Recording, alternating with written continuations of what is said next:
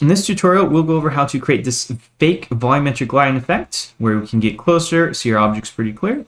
As we back up, you can see they start to fade out with the color of our fake atmosphere. All right, so to start off, I have this really basic, really simple city model I created. It's just a plain few cubes. I just imported that so we have something to kind of preview our volumetric lighting with. And so what I want to do is I'm just going to change my preview to the interactive one. Just because I want to be able to kind of move around and view it at different angles. So if you hold down over here with your right mouse button, you can drag to rotate, and then you use the WASD keys to kind of move forward, back, left, right, etc. And then if it's not on plane, you might be in the home. You can just choose whatever. I just like the plane for this one because it's plane, pardon the pun. So you might notice that our city is kind of moving with us. So with your camera selected, you want to add a component. You want device tracking, and I'm just going to do world. Now you can move around, and that city stays there. And let's just go ahead and move it down just a little bit. And there we go. So now we can move around so we can kind of view this from different angles. So beyond that, I want to go ahead and select my cubes here. I want these to cast shadows. I want my plane, the ground, to receive shadows. So on the render mesh visual, just shadow modes, you can choose caster or receiver. And you might notice that there are no shadows.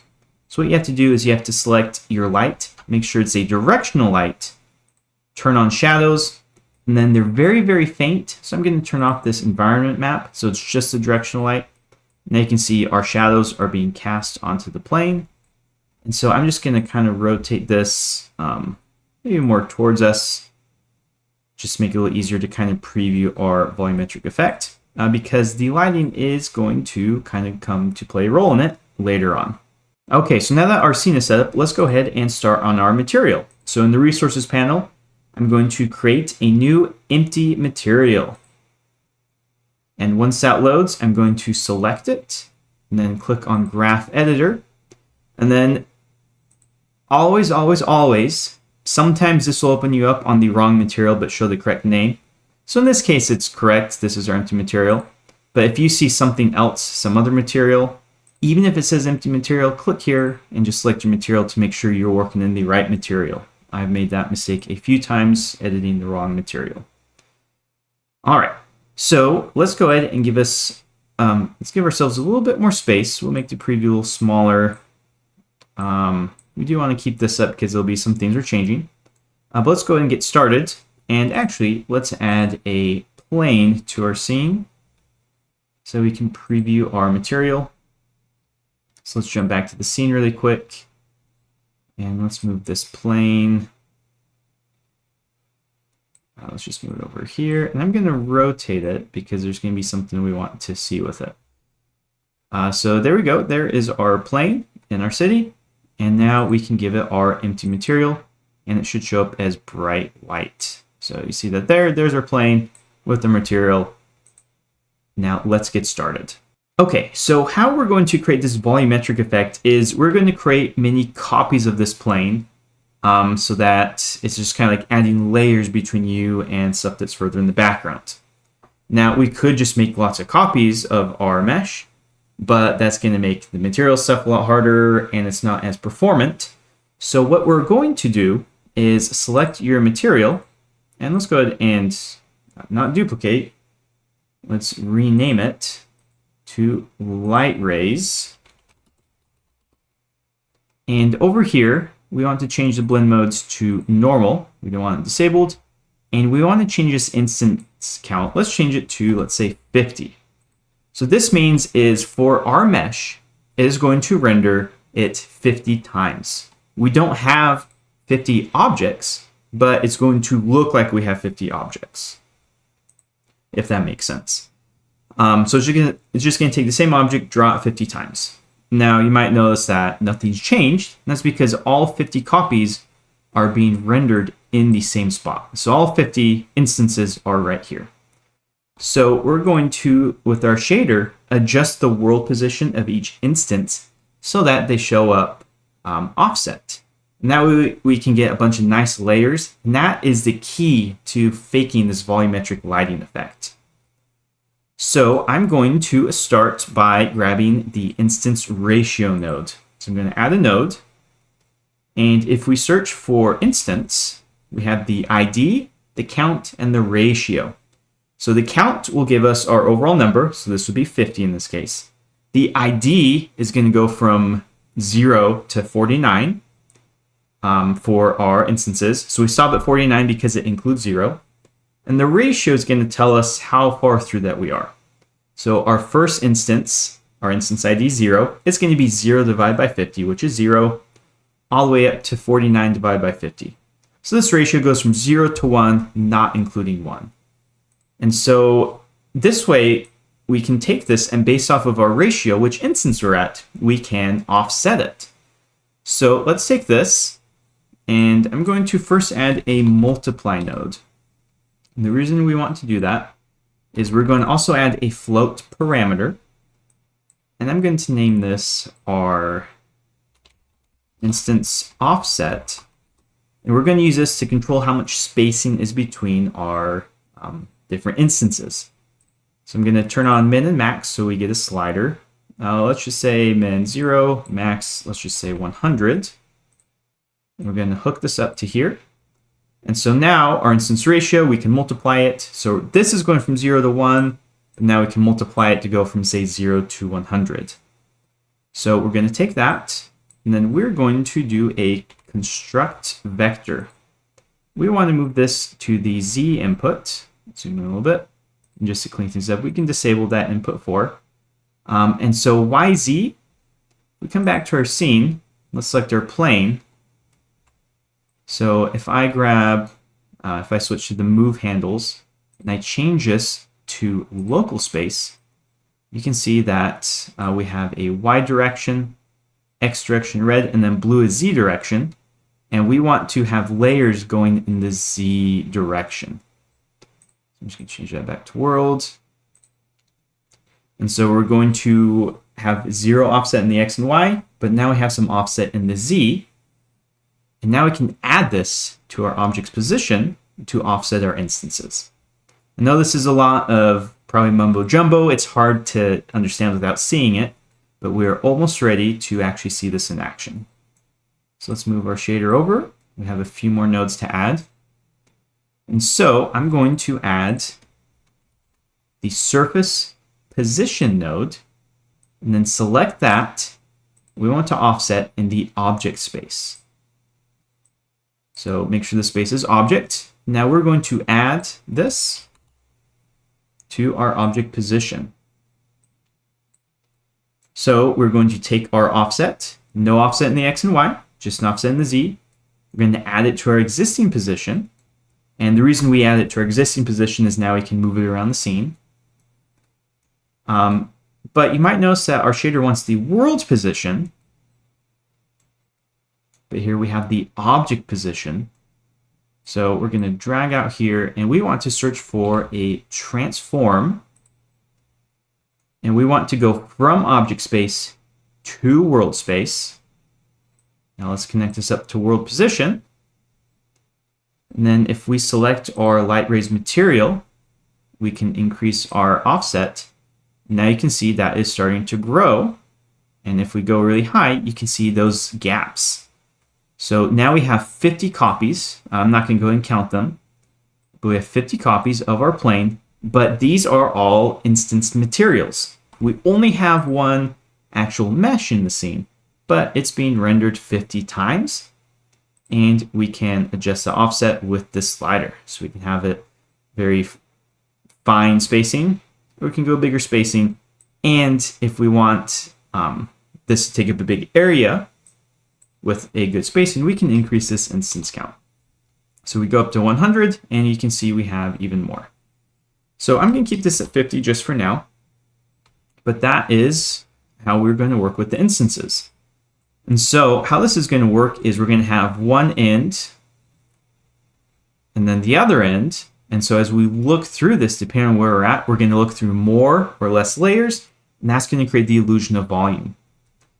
Now, one other quick note, if I select the plane in the scene, you can see that if I want to move it, it's at that end because we're offsetting in the positive Z direction.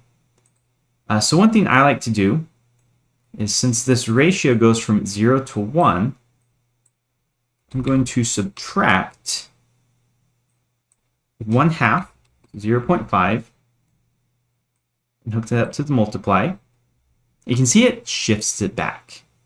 So if I come back to the scene, you can see that our actual existing plane is in the middle, then our instances are going forward and back. You don't need to do that. It's just going to come in handy in a little bit once we start to integrate some of the shadow stuff. But I'm just going to go ahead and do that now so that we are good to go.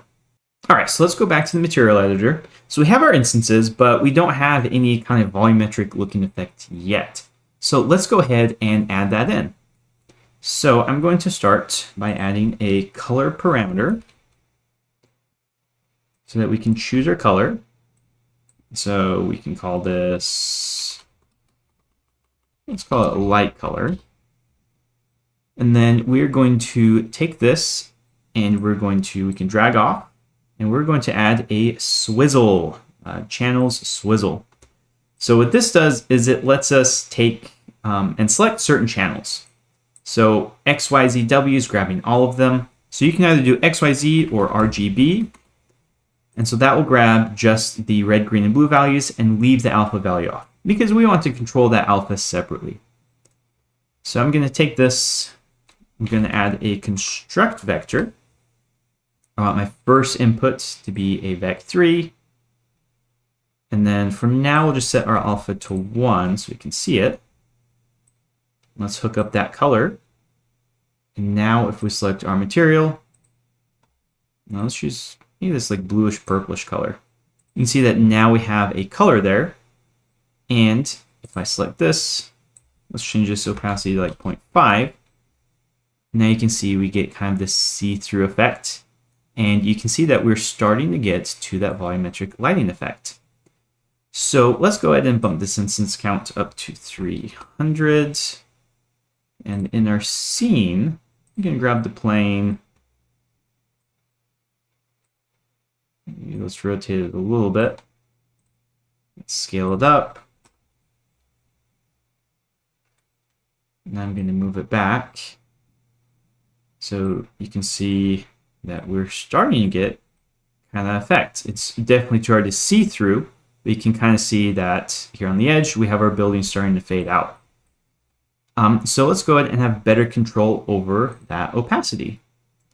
So I'm going to come in, I'm going to grab my instance ID. So our first instance is ID 0, all the way up to now, ID 299 will be the last one.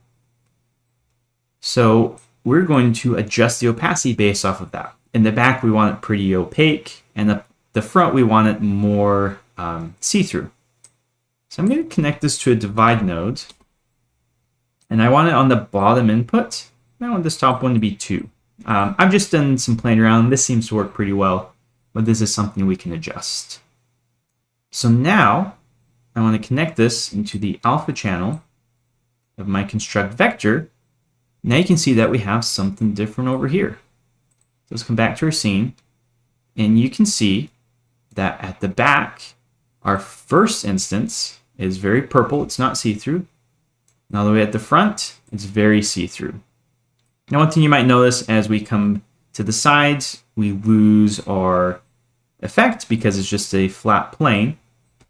So let's go ahead and add a box instead to add a little more body and volume to this. Here's our box. Now let's scale it up a little bit. 10, maybe too big for this. Let's just go with 6. And then move it back here. Let's just cover the buildings. Let's choose our material light rays. And now look at this effect.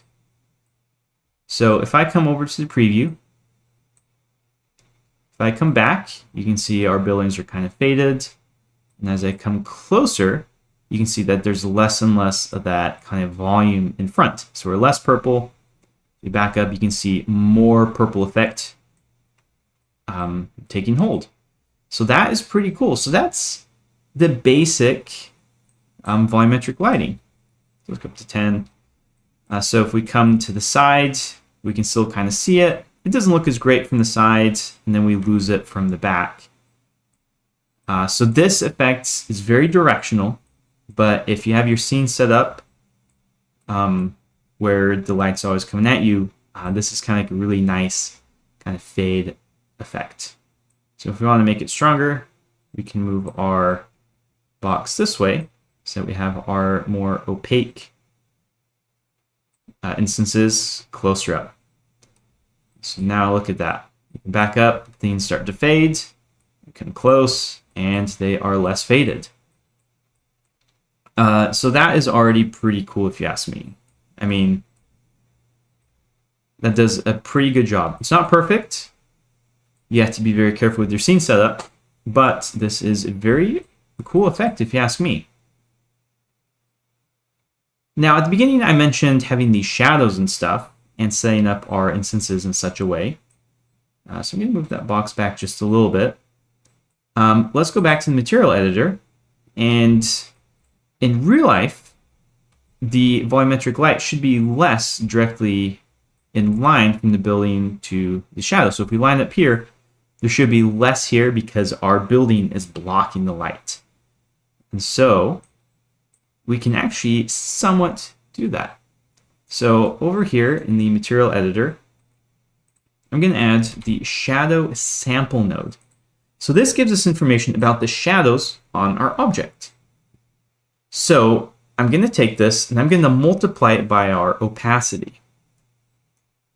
So I'm going to drag out, let's add the multiply node, and then this is black and white, so you can just grab a single channel or you can just drag the whole thing in. It doesn't matter. And we're going to put this here, and you might see that nothing's changed. You need to select the mesh and change the shadow mode to receiver. And then this should update momentarily, and we should start to see something. Okay, oh yeah, there's one more scene thing I forgot to mention. So this shadow sample, it's a little sensitive to the light direction and the shadows on the box. So we can move our box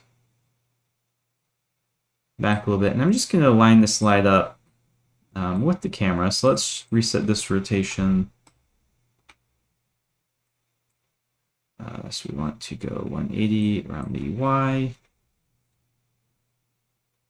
And then let's angle that down just a little bit. So you have it more or less head on. So you see the shadows coming straight. Now we select our box. Let's go to none. So you can see there's a slight shift. If we go to receiver, you can see it darkens up a little bit around the boxes. So I'm going to change my light rays color. Let's make it maybe a little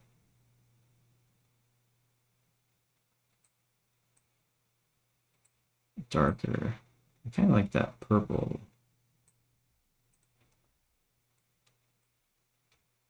So it's a subtle shift. But if we look here in the scene, if we line up, you can see that as I rotate, you can see these kind of dark spots here in line with the buildings. And that is from that shadow sample. So I'm going to select that box again. Let's turn off that. You can see it's all solid blue now. I turn the shadow mode back to receiver.